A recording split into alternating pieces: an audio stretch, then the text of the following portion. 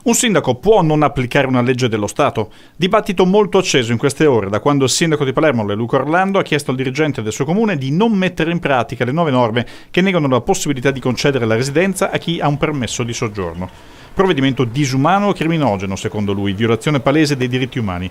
Altri sindaci, come quello di Napoli, Luigi De Magistris, di Firenze, Dario Nardella, hanno subito appoggiato l'iniziativa, suscitando la reazione del promulgatore dei provvedimenti, il vice premier Matteo Salvini.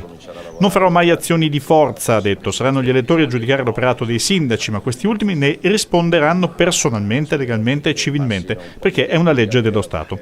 Anche un altro primo cittadino di peso, come il parmigiano Federico Pizzarotti, si oppone, ma fa notare come non sia chiaro, come faccia Orlando, a chiedere agli uffici di non applicare l'articolo 13 della legge 132.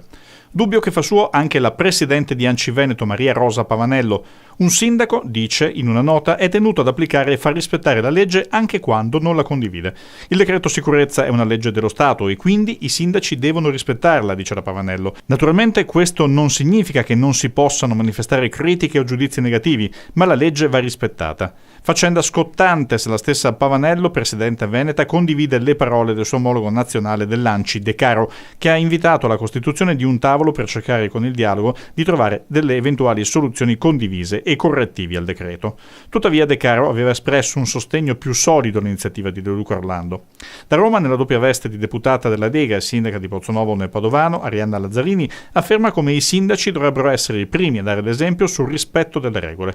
Chi non resistesse al richiamo delle sirene propagandistiche potrebbe benissimo, dice la Lazzarini, dimettersi, avendo magari un futuro imbarcandosi sulla nave di qualche ONG in cerca d'autore. Dagli altri sindaci veneti arrivano invece momentanei silenzi, più aperti a un dialogo da costruire, di uscite invece come quella della senatrice padovana.